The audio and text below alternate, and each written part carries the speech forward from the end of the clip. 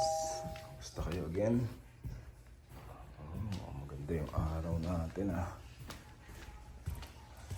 Silipin nga natin yung labas. Taas ng araw mga lods. Ganda, kaya lang malamig. Kanina umaga nag-i-snow Ngayon, medyo mainit. What are you doing? Nagsasahay si ate. Dito pala si ate. Masama rin pakiramdam niyan Kamusta na? Lalagnat ka pa? Lagnat si Rashad, pumasok na.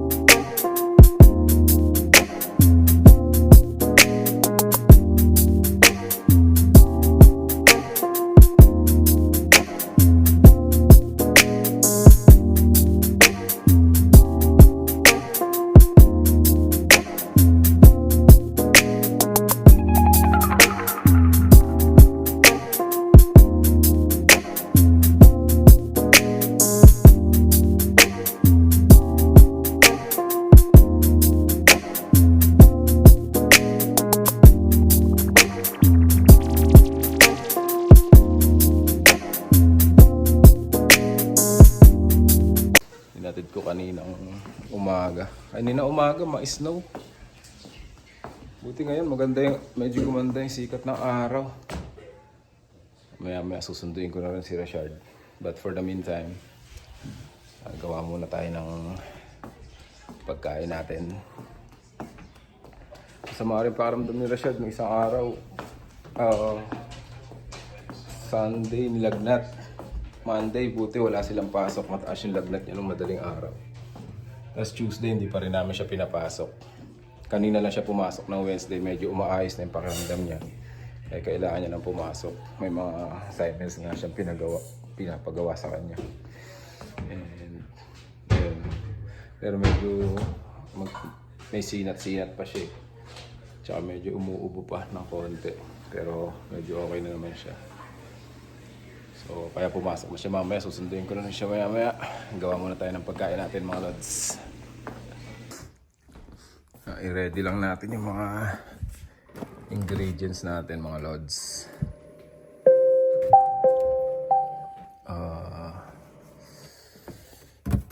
Wait. This one, celery. Pepino. What else do we need? Do we need the grapes? Yeah, I think we need the grapes. Let's put out the grapes right here. And spinach. Ito na, ready na natin mga lods. Cucumber, celery, spinach. We need the banana, a green apple. Wala palang grapes. And the oatmeal. Alright. So, prepare muna natin mga lods. Let's go! And of course pala, syempre, blender. And ice. Mamaya kukuha na lang ako dun sa ref.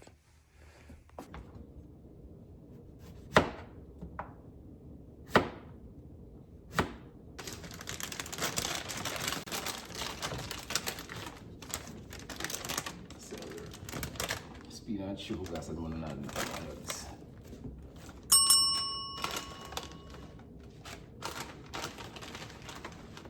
Spinach. Ayan, gusto ko maraming spinach. Sarap. Ayan, hugasan na natin mga lods. Sama natin dyan. Medyo dinadamihan ko.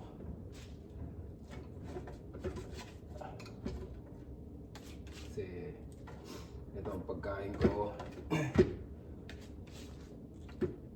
ang morning, pati lunch and dinner. Tayo. Actually si Mrs. dinadamay ko na rin eh. So dinadagdagan ko na talaga yung ginagawa ko. Makain, pinagbabaon ko rin si Mrs. nito. Si Mrs. kumakain ito isang araw, isang beses lang. Pinagbabaon ko lang siya sa trabaho. Alright, next natin is celery, mga lods. Hinugasan ko na.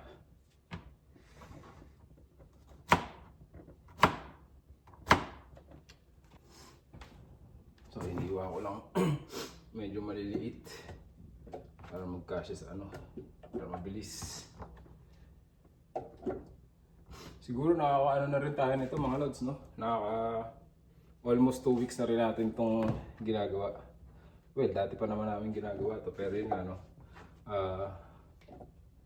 inano natin ulit, binalik natin sa sistema, no? Kasi nga, lalo na, nag-start ako nito actually, second week ng January, you know, after ng holidays, you know, medyo naabuso natin yung katawan natin sa intake, kain ng kung ano-ano, as in, talagang lumobo ako, bumigat ako. Pag sinulang ko, 200 ako. Then yun na, kaya napag-decide ko na mag-back to ano tayo, toxic ano tayo, bawas tayo ng ano sa katawan. And yun nga, yung fats, yung timbang, kailangan natin ibalik sa dati. Medyo mahirap pagka ganung overweight. So yun nga, ginawa ko to second week ng January after ng holidays. And after ubusin yung mga holidays, alam naman natin, after holidays, marami matitirang pagkain. Siyempre, nanghinayang tayong itapon yun, di ba? Nanghinayang tayo, siyempre, itapon yung mga ano natin, yung mga leftover food from Christmas. I mean, pinaka-last is yung from New Year. May mga natirang pagkain. So, inubos muna namin yun. Mga 1 week din namin inubos. So, after that, yun na. Nag-start na ako ng ganito. And plus workout. So, sinabayan na ulit natin ang workout. Nakapag-gym na tayo ulit. Pero medyo busy pa rin. Like kahapon. Day off ako kahapon. Pero nag-busy naman ako kasi ginawa ko nga yung ano namin. Well, may pumunta dito. Nag-check for our front and backyard, para sinukatan niya, pinicturean niya, and to estimate, kasi nga ipapa-landscape namin, no? So, chinek niya na rin yung pump namin sa baba. Yun, medyo may problema nga. So, inaayos ko pa, na-busy ako, inaayos ko. Eh, ngayon, medyo okay na, gumagana na. I mean, nag-ano na siya, nag-ooperate na in a normal way, no? Hindi like before, parang 3 months. Hindi siya nag-turn off. Bukod sa malakas sa gas, ay sa kuryente, sinabi rin sa amin ng tao na dapat daw hindi ganun yun kasi there's a tendency na mag-burn yun or ma-burn yun kasi nga ikot ng ikot or under ng under yung makina na wala naman tubig ng dry. So, hindi daw maganda yun. Baka sabi niya pa nga, you're so lucky that until now it didn't burn out. Kasi pagka ganun daw, masusunog yung ano. Anyways, kaya yun. Pinag-isipan ko talaga, tinignan ko kung bakit nagkakaganon, bakit ayaw mag-function ng normal. So yun, ano lang pala siguro para may bumabara lang sa ilalim. Kasi nga may mga, ewan ko ba kung paano ginawa nila. Gawang balbon yung gawa ng trabaho. Anyways, yun nga, tinanggal ko lang, hinukay ko, tinanggal ko yung lupa, nilinis ko hanggang sa makita ko yung surface ng pinaka-platform nung tangke. Yun na. Parang plastic ba yan o bakal? Basta parang platform siya, ganun sa ilalim. Ang daming burak. Tinanggal ko lang, nilininis ko, tinanggal ko yung mga ano. Alas yun na, function na normal. Kaya na-busy ako, hindi rin ako nakapag-workout kahapon. But today, I will go back to workout. So yun pa lang naman yung absent ko kahapon kasi nga medyo nag-busy. So yun, mamaya, pagkasundo ko kay Rashard, before ko sunduin si Rashard, aalis ako na maaga. Tatapusin ko lang itong pagkain, itong smoothies, and then aalis na rin ako to workout. And then pagkatapos ko mag-workout, susundin ko na si Rashard. Hindi ko na muna isasama si Rashard sa baka mabinat sa workout. Actually, ang ginagawa ko talaga, pagsundo ko sa kanya, then pagkatapos ng klase niya, diretso kami pareha sa YMCA. Ngayon hindi. Kasi hindi ko muna siya pag-shootingin o pagbabasketballin. Diretso aagahan ko, workout muna ako before ko siya sunduin. So, let's go back here. Tapusin lang muna natin itong natin. Smoothies. Let's go. So next natin is green apples. Ano na to? Nahugasan ko na. And banana, 2 bananas. Tapos oatmeal na. Alright.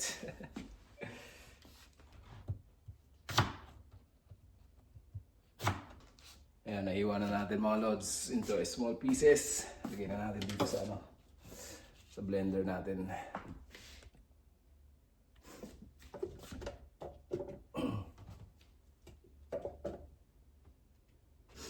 Lagyan muna natin ng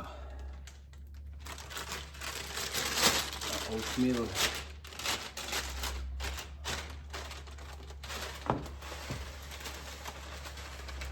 Quaker oats itong nilalagay ko. Pero okay naman siguro kahit anong oatmeal. Pero nasanay ako kasi sa Quaker oats.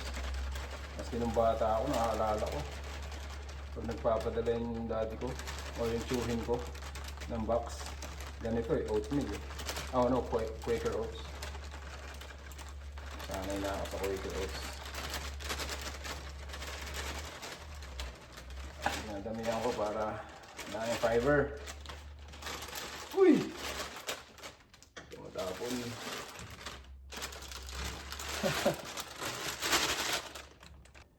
Yung banana.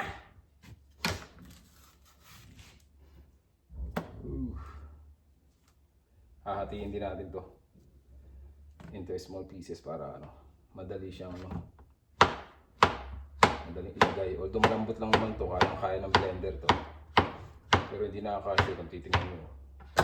Lilitan natin para mabilis ang para umasya. Diretso na natin yan, lagay na natin dyan. Uy!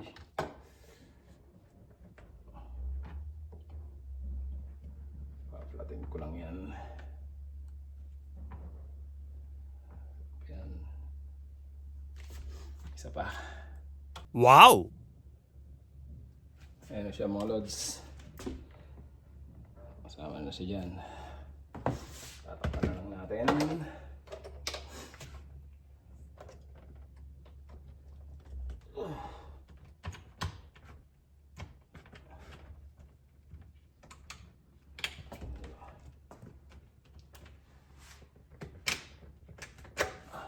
Ayaw mo pa. Ano natin dito?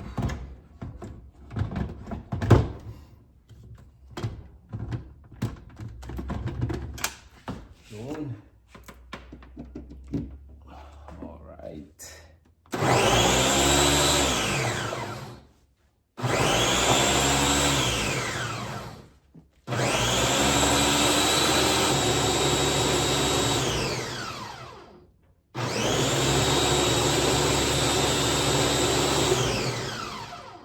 Kukuha na natin lalagyan natin ng yelo.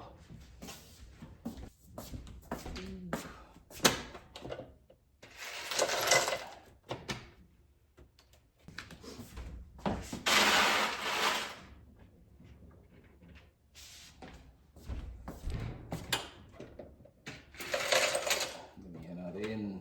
Lagyan natin ng tubig.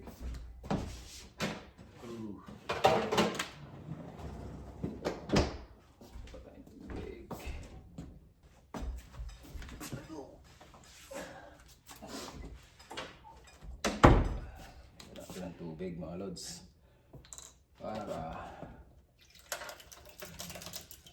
dumami.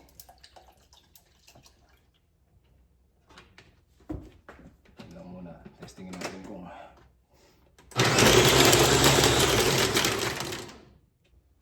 so ito na mga lods, ito na yung natin, off ko na ba? Ito na yung finished product natin. Sasalina ko lang muna.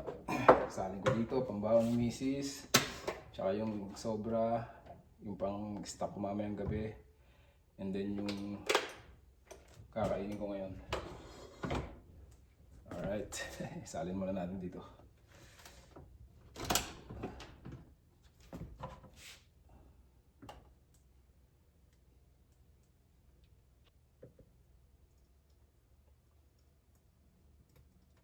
Sa trabaho niya. Hindi ko masyadong pinupuno kasi nilalagyan niya ng yelo sa trabaho.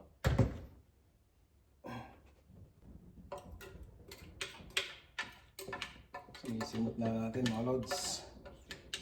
At parang meron pa ako mamaya. Alright. Ayan.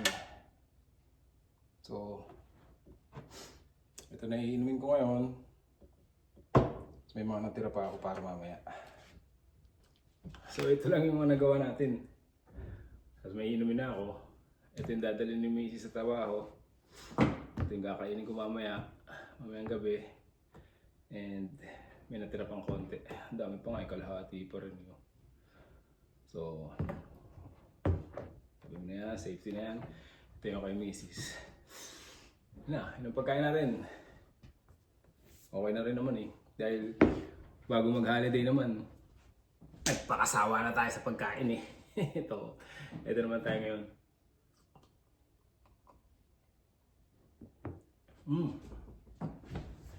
Sarap. Sabi na lang muna sa rep.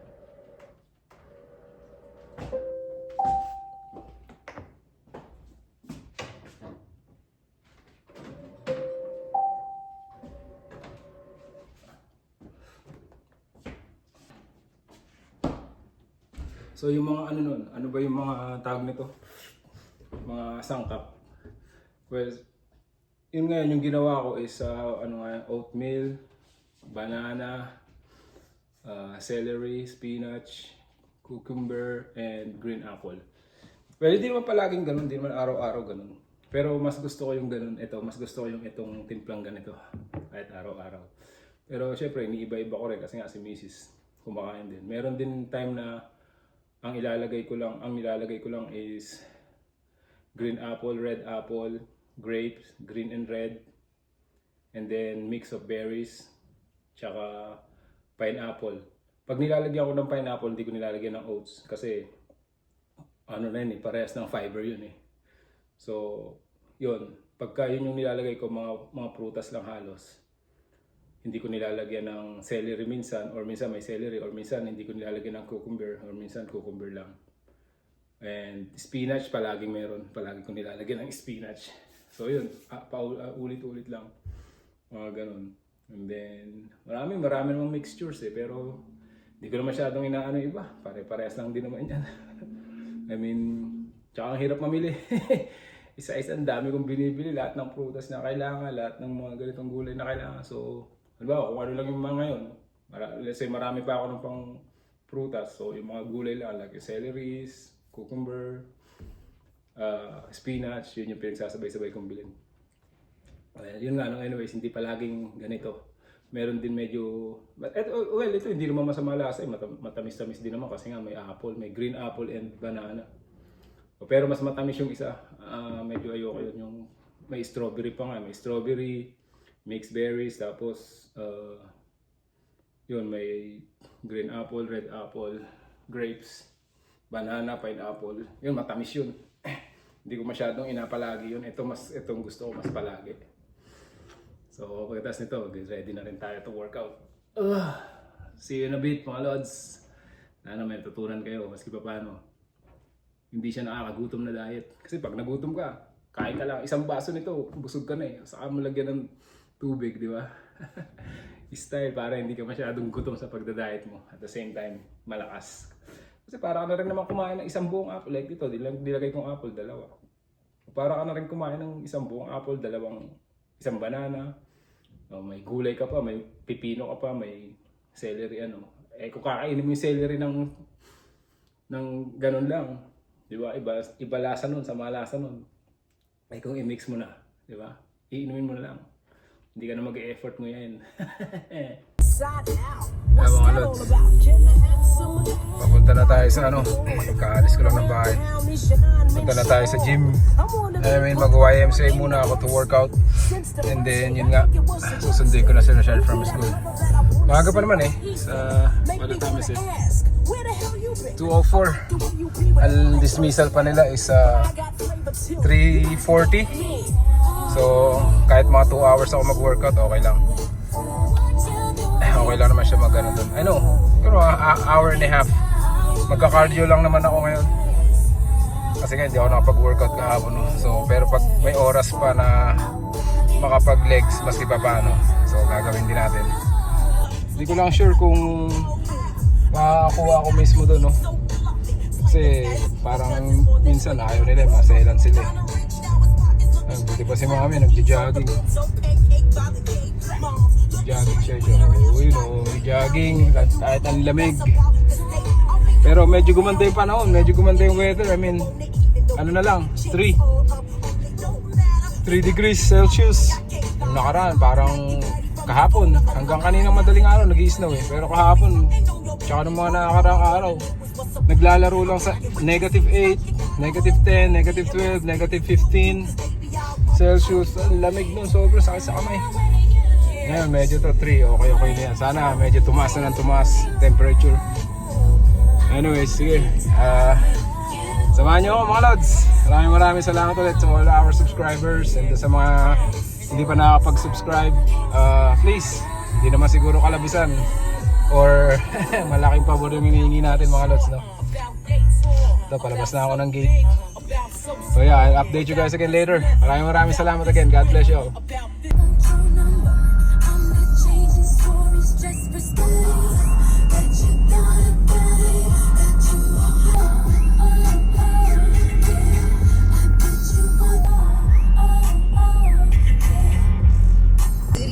Timeless beats. This is 104.3 Jams.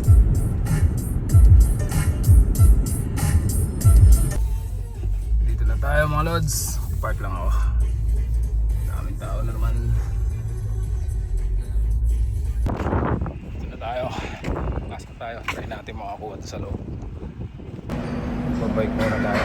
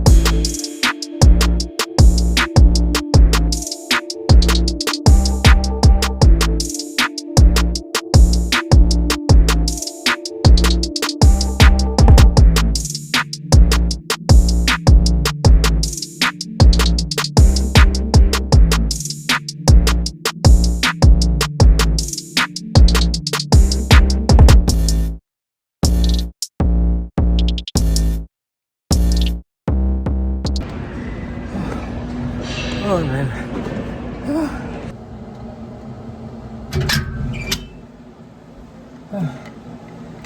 Quick quality workout. Sa sauna lang ako mga 10 minutes. Tapos shower na. Sundo na tayo kay Richard. Let's go.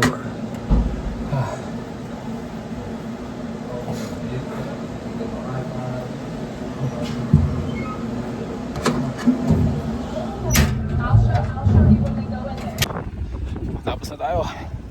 Sundo naman tayo kay Richard. Let's go. Nagmamadali na tayo at medyo late na. Ayun na mga lods.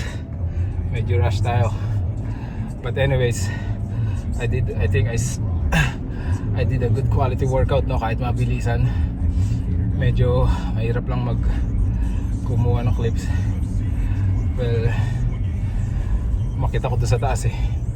Doon sa mga group exercises medyo konti nag-workout pag ganong oras. So doon na lang ako nag-workout. By the way, cardio lang naman ginawa ko. And konting strengthening. And then, ayun. Saglit nga lang din ako nakapag-sauna. Nakapag-steam kasi kailangan ko nakasunduin si Rashard, no? And, ayun. On the way na ako sa school nila. Time check is 3:37, no? Labasan nila is I think 3:30 or 3:40, something like that. Pero mahaba naman yung pila dun eh sa pick up point, so okay lang yan, hindi naman siya maghihintay na matagal dun. Alright,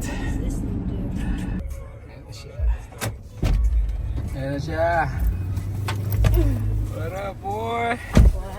So how was your school? Hindi ka how's your fever? Better? Getting better and better.